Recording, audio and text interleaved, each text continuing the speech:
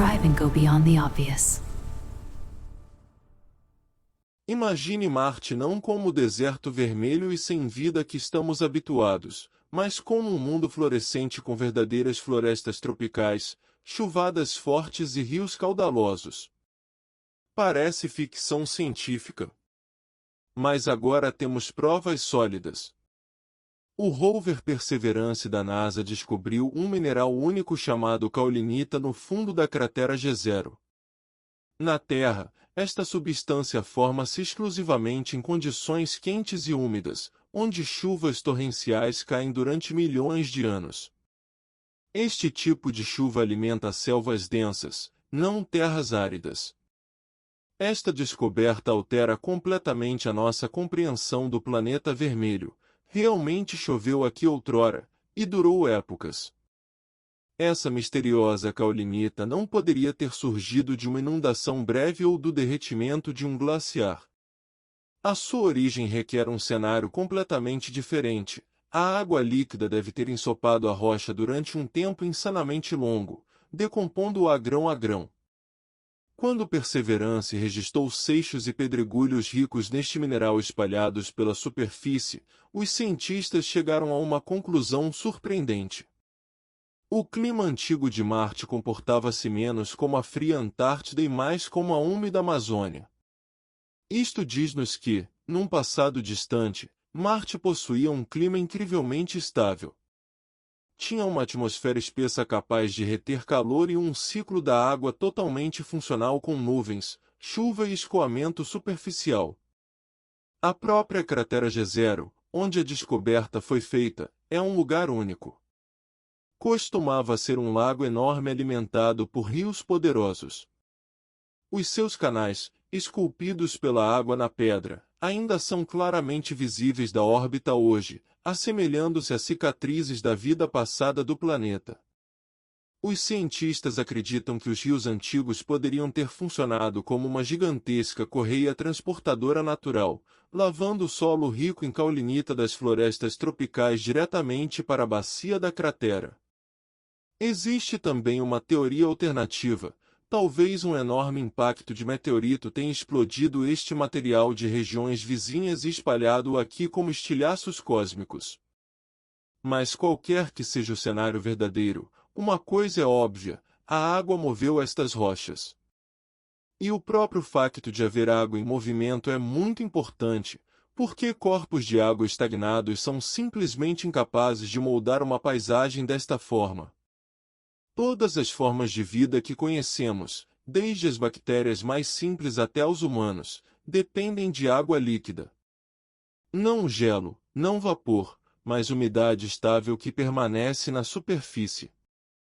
Um Marte quente e úmido com chuvas regulares teria inevitavelmente tido uma rede de riachos, pântanos e um ambiente para reações químicas contínuas. Estes são exatamente os ingredientes que desencadearam a origem da vida no nosso próprio planeta há milhares de milhões de anos. Isto não significa necessariamente que criaturas complexas vagueavam pelo antigo Marte acenando para o céu. No entanto, o planeta preencheu muito mais requisitos para a habitabilidade potencial do que alguma vez esperamos. Durante décadas, Marte pareceu-nos um mundo que viveu apenas 5 minutos numa escala geológica e depois congelou para sempre. Agora, o cenário mudou. Estamos a olhar para um mundo que permaneceu confortável e hospitaleiro durante centenas de milhões de anos antes de tudo correr mal. Os cientistas acreditam que a catástrofe começou no momento em que Marte perdeu o seu campo magnético global. Imagine este campo como um escudo planetário invisível. Sem ele, o planeta ficou completamente indefeso contra o vento solar, um fluxo implacável de partículas carregadas vindas do Sol. Esta tempestade cósmica varreu lenta mas seguramente a atmosfera, camada por camada, até deixar o planeta nu e congelado. Mas enquanto as manchetes gritam sobre antigas florestas tropicais, Marte continua a lançar surpresas. Em 2025, os investigadores descobriram as chamadas claraboias, Skylights, no planeta vermelho. Estas não são apenas crateras, mas buracos verticais gigantes que levam diretamente a vastos sistemas de cavernas subterrâneas formados num passado distante. Estes poços abrem uma porta para um submundo escondido da vista há milhares de milhões de anos. Na Terra, cavernas como estas servem de abrigo, protegendo toda a vida da radiação mortal, oscilações selvagens de temperatura e do caos da superfície. Se a vida alguma vez existiu no antigo Marte, estes espaços subterrâneos teriam sido o esconderijo perfeito. Algumas destas cavernas podem ser kársticas, o que significa que foram criadas por água ligeiramente ácida que dissolveu pacientemente a rocha, esculpindo salões subterrâneos. Este processo requer água líquida e imensa paciência, ambas as quais Marte aparentemente tinha de sobra antigamente. Os cientistas suspeitam que estas cavernas poderiam agir como cofres naturais perfeitos. Elas são capazes de prender gelo, preservar impressões digitais químicas da vida, ou até mesmo trancar material orgânico intocado durante milhares de milhões de anos. É como uma cápsula do tempo que ninguém abriu ainda, selada pelo próprio planeta. Lá dentro, uma história que a superfície apagou há muito tempo com ventos e radiação pode ainda estar escondida. Estes misteriosos algares estão localizados numa região conhecida como Ebrus Valles. Este lugar está enfiado entre um velho vulcão e uma enorme planície no hemisfério norte de Marte. Curiosamente, não há sinais de tubos de lava aqui, que os cientistas já sabem que existem em Marte. Em vez disso, o terreno literalmente grita água, leitos de rios antigos, minerais hidratados e rochas sedimentares que só se formam se a água permanecer por lá durante muito tempo. Os investigadores identificaram 8 destas clarabóias e descartaram imediatamente os meteoritos. Estas definitivamente não são crateras de impacto porque não há a borda característica de detritos ejetados ao seu redor, nada espirrou para fora com o impacto. A superfície simplesmente colapsou para o vazio embaixo, revelando uma entrada para o subterrâneo. Os investigadores montaram esta história usando dados antigos de missões, mapas de hidrogênio que apontam para a água escondida e imagens ultranítidas da órbita. A principal característica destas cavernas é a proteção. Elas bloqueiam a radiação cósmica, prendem o gelo e preservam vestígios químicos muito melhor do que qualquer superfície aberta alguma vez poderia. Se Marte alguma vez abrigou vida, mesmo micróbios minúsculos, essas cavidades subterrâneas estão entre os melhores lugares para encontrar o que resta. Lá, no escuro e no frio, a história do planeta poderia ser preservada na sua forma original. Agora, vamos recuar um pouco até julho de 2024. O rover Perseverance estava a percorrer o fundo do que costumava ser um rio turbulento há milhares de milhões de anos. Depois de a água secar, parte de uma parede rochosa soltou-se e caiu no canal seco. O rover tropeçou nestes destroços, que estavam lá em completa solidão há uma eternidade. Os cientistas chamaram a esta rocha única Sheyava Falls. Após uma inspeção mais atenta, a superfície da rocha revelou-se coberta por minúsculos pontos escuros, que os cientistas apelidaram carinhosamente de sementes de papoila, e manchas claras maiores com bordas escuras, as chamadas manchas de leopardo. Mas a parte mais interessante começou quando Perseverance utilizou os seus instrumentos. Detetou moléculas orgânicas. Estes são compostos à base de carbono, o mesmo ingrediente básico que todos os seres vivos na Terra utilizam. Há anos, os astrobiólogos previram que, se micróbios tivessem existido em Marte, deixariam exatamente este tipo de vestígios na rocha. Estas manchas são a chave do puzzle porque toda a vida precisa de energia. As plantas terrestres obtêm-na do Sol, mas muitos organismos literalmente comem química. Os micróbios podem sobreviver movendo eletrões de uma substância química para outra, como se estivessem a roubar carga de baterias sobressalentes para se manterem vivos. No caso da rocha Sheava Falls, os cientistas suspeitam do seguinte cenário: antigos micróbios marcianos poderiam ter retirado eletrões de compostos orgânicos e entregue-os ao ferro contido na rocha. Essa reação liberta a energia necessária para a vida. E é aqui que entra o detetive químico. Os pontos escuros e as bordas contêm um mineral chamado vivianita. Na Terra, este forma-se apenas num caso, quando o ferro é reduzido, o que significa que recebe esses mesmos eletrões. Quando o ferro passa por esta transformação, perde a sua habitual tonalidade vermelha enferrujada e fica pálido. Isso explica por que os centros das manchas de leopardo parecem claros, enquanto as bordas são escuras. Além disso, o Perseverance encontrou outro mineral raro lá, chamado greigita. O sulfeto é necessário para sua formação, e os micróbios são mestres conhecidos na produção de sulfetos. Eles criam-nos alimentando sulfatos com eletrões, sulfatos esses que também foram encontrados nesta rocha. Infelizmente, neste momento os cientistas não conseguem analisar totalmente esta rocha, os instrumentos do rover têm as suas limitações. No entanto, já existem tecnologias na Terra capazes de ver o invisível. Se micróbios alguma vez viveram nos antigos oceanos de Marte, provavelmente não deixaram esqueletos ou ossos.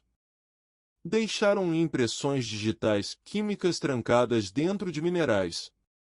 E para as encontrar, é preciso saber exatamente onde e como procurar. No nosso planeta, os micróbios apareceram nos oceanos há cerca de 3,7 mil milhões de anos. Na mesma altura, Marte era rico em água. Quando a água evapora, deixa para trás sais e minerais. Alguns desses minerais são capazes de prender micro-organismos e preservá-los para sempre, como insetos pré-históricos em âmbar. Os cientistas apostam que, em Marte, os minerais de sulfato desempenharam esse papel de lata de conserva. Na Terra, o gesso serve como análogo para este conservante. Para testar esta ideia na prática, uma equipa de investigadores foi a uma pedreira de gesso na Argélia. Há milhões de anos, o mar Mediterrâneo quase secou completamente, deixando para trás espessas camadas desta rocha.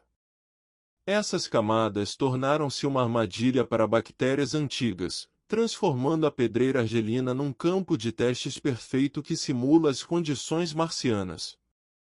Para analisar estas amostras, a equipe usou um dispositivo compacto com o nome formidável LINS, espectrometria de massa por ionização e ablação a laser.